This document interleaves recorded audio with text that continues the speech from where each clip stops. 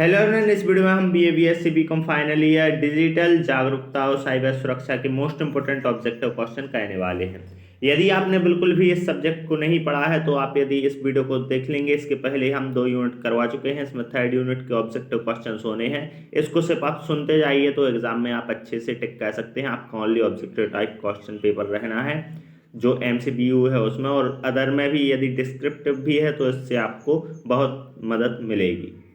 3rd unit का first question देख लेते हैं। किस प्रकार का ई कॉमर्स कंपनियों के बीच में स्थापित होता है? B2B। जब कोई व्यवसाय अपने बिजनेस टू बिजनेस, इसको बोलते हैं B2B को, जब कोई व्यवसाय अपने उत्पादों को इंटरनेट पर उपभोक्ताओं को बेचता है तो इस प्रकार का वाणिज्य क्या कहलाता है? B2C। नेक्स्ट है, ई कॉमर्स में उपभोक्ताओं की सामग्री बनाने और वितरित करने की क्षमता क्या है? इंटरैक्टिव। इंटरनेट पर आपूर्ति और सेवाओं के व्यापार से खरीद और बिक्री के लिए एक विधि क्या है? ई टेलिंग। ई कॉमर्स की परिभाषा क्या है? तो ई कॉमर्स की परिभाषा है इलेक्ट्रॉनिक माध्यम से व्यवसाय और संचार लेन देन का माध्यम।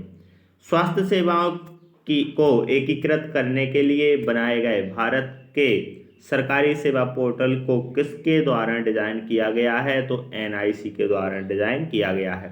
सार्वजनिक अस्पतालों के लिए ऑनलाइन पंजीकरण प्रणाली शुरू की गई जुलाई 2015 से।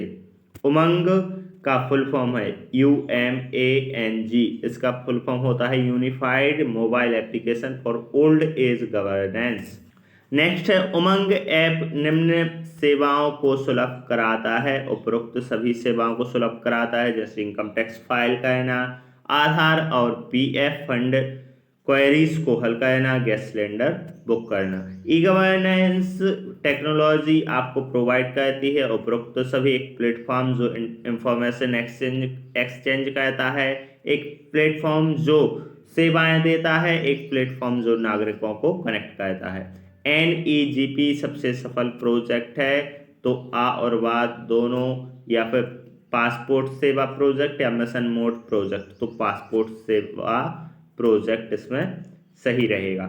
PSP से संबंधित इनमें से कौन सी कंपनी एप्लीकेशन सॉफ्टवेयर के विकास और सरकार को असिस्ट करने के लिए उत्तरदायी है? तो टाटा कंसल्टेंसी। तो इसका सही आंसर होगा टाटा कंसल्टेंसी सर्विस। उमंग एप्लीकेशन किस पहल का एक हिस्सा है? डिजिटल इंडिया का। उमंग ऐप का क्या उद्देश्य है? तो उमंग ऐप का उद्देश्य है fast track mobile governance. Next है, उमंग ऐप कितनी भाषाओं को सपोर्ट करता है? तो 13 भाषाओं को सपोर्ट करता है, इंपॉर्टेंट है। भारतीय रेलवे द्वारा रेलवे आरक्षण का कार्य किसे सौंपा गया? तो IRCTC को सौंपा गया। नेक्स्ट क्वेश्चन है, IRCTC द्वारा इंटरनेट टिकटिंग ऑपरेशन किस तारीख को शुरू किया गया था? तो 3 अगस्त 2002 को शुरू किया गया था। डिजी लॉकर में किससे अप्रूव किया जाता है? आधार कार्ड से अप्रूव किया जाता है। सारथी स्टैंड फॉर, तो जो सारथी SAARTHI, इसका जो फुल फॉर्म है वो क्या है? तो synergised advance application rail travel help and information. Sarathi कब लॉन्च किया गया? तो 14 जुलाई 2017 को शुरू किया गया। भारत में कुल कितने पासपोर्ट सेवा केंद्र हैं? तो 543 पासपोर्ट सेवा केंद्र हैं। उमंग ऐप कब लॉन्च हुआ? 23 नवंबर 2017 को लॉन्च हुआ। जो डेट है ये इंपॉर्टेंट है। प्रत्येक व्यक्ति अपने डेस्कटॉप पर भी उमंग ऐप को एक्सेस कर सकता है, ये सही है। सही गलत भी आपके पूछ सकते हैं। अगर मारुति कंपनी MRF कंपनी से टायर खरीदती है तो यह होगा B2B, क्योंकि मारुति जो कंपनी है वो कंपनी से ही टायर खरीद रही, तो ये B2B बिजनेस टू बिजनेस जो खरीद कहलाएगी। क्यों कहलाएगी? क्योंकि बिजनेस जो है एक कंपनी दूसरी कंपनी को दे रही, यदि वो कस्टमर को देती तो वो B2C कहलाता। अलीबाबा के फाउंडर कौन है? Jack Ma.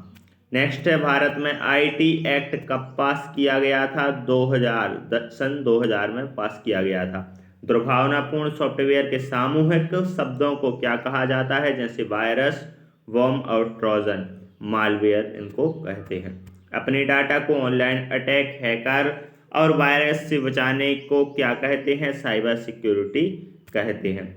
इनमें से कौन सा एक एंटीवायरस सॉफ्टवेयर है? तो उपरोक्त सभी हैं। इनमें जो ये हैं ये सभी एंटीवायरस सॉफ्टवेयर हैं। इंफॉर्मेशन सिक्योरिटी में CIA का फुल फॉर्म क्या है? तो इसका फुल फॉर्म है कॉन्फिडेंटिलिटी, इंटीग्रिटी और अवेलेबिलिटी। कंप्यूटर प्रणाली में सुरक्षा भेद्यता का आवधिक मूल्यांकन क्या है? Security audit. कौन सी गतिविधियां राष्ट्र की संप्रभुता और अखंडता को खतरे में डालती हैं? Cyber terrorism.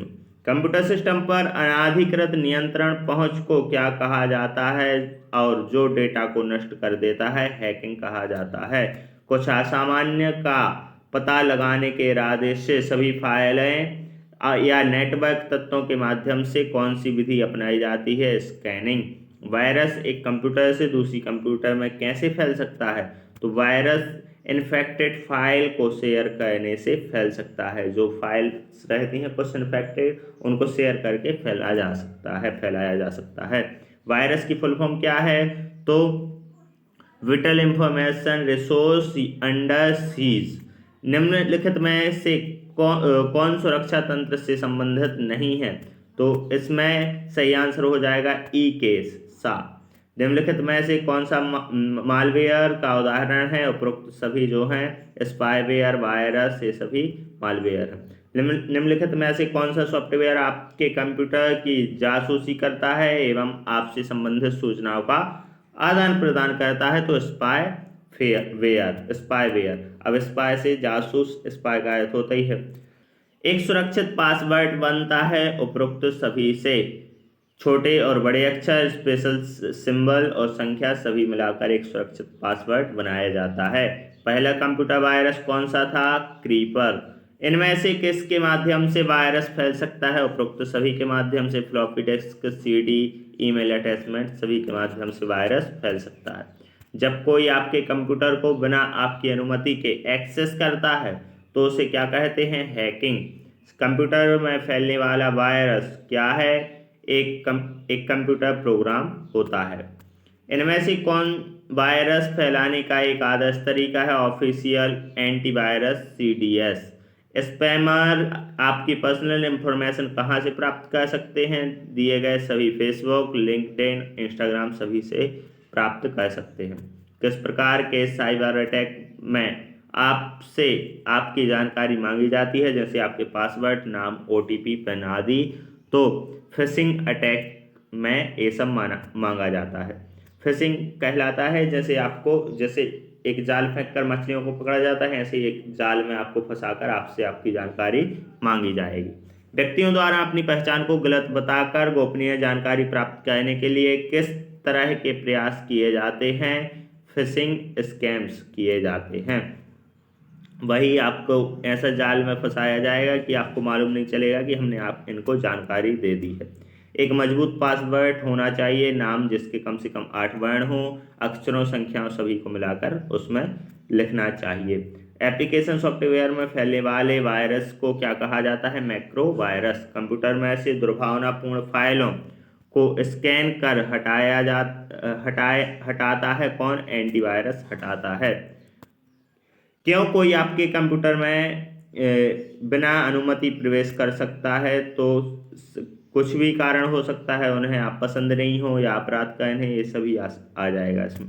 यदि आपको एक मेल प्राप्त होता है जिससे आपके यूजर नेम और पासवर्ड की मांग की जाती है, ऐसी परिस्थिति में आप क्या करेंगे? तो उसे ईमेल प्रदाता के माध्यम से फिशिंग स्पैम के रूप में रिपोर्ट करेंगे। भारतीय ID अधिनियम 2000 नियम किस क्षेत्र को नियंत्रित करने के लिए तैयार किए गए हैं? सूचना प्रौद्योगिकी, इंफॉर्मेशन टेक्नोलॉजी के लिए। थर्ड यूनिट के इतने ही ऑब्जेक्टिव क्वेश्चन थे। इसके बाद हम फोर्थ यूनिट के देखते हैं। तो इंफॉर्मेशन सिक्योरिटी में CIA की फुल फॉर्म क्या है? तो कॉन्फिडेंटली, इंटीग्रिटी, अवेलेबिलिटी, ये हम बता चुके हैं। वाईफाई को हैक करने के लिए किस टूल का इस्तेमाल किया जाता है? एयर क्रैक NG का। हैकिंग गैर कानूनी है और कानून की नज़र में एक दंडनीय अपराध है। सही बात है। नेक्स्ट क्वेश्चन है डीईएस का फुल फॉर्म क्या है, तो डीईएस का फुल फॉर्म होता है digital encryption standard. Next question है वेबसाइट पर विश्वास का प्रतीक है trust seal, privacy seal, business practice seal, व्यापार पहचान सील, सुरक्षा सील आदि किस प्रकार की सील है? Trust seal. Security trust seal सत्यापन का सबसे लोकप्रिय प्रकार कौन सा है? तो आ और वास, सर्वर सत्यापन, वेबसाइट सत्यापन।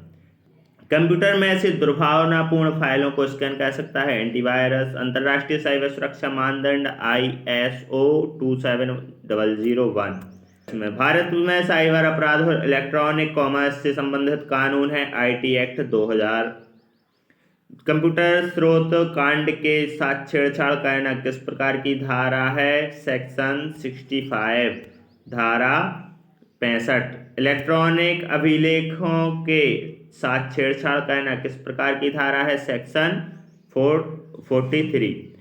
हैकिंग और कंप्यूटर अपराध किस प्रकार की धारा है? सेक्शन 66। ये धाराएं याद होनी चाहिए, जैसे इलेक्ट्रॉनिक अभिलेखों के साथ छेड़छाड़ में सेक्शन 43, हैकिंग और कंप्यूटर अपराध किस प्रकार की धारा है? सेक्शन 66। इलेक्ट्रॉनिक रूप से अश्लील जानकारी छापना किस प्रकार की धारा है? सेक्शन 67। और भारतीय कॉपीराइट अधिनियम एक किस एक्ट कब आया था? तो 1957 में एक आया था।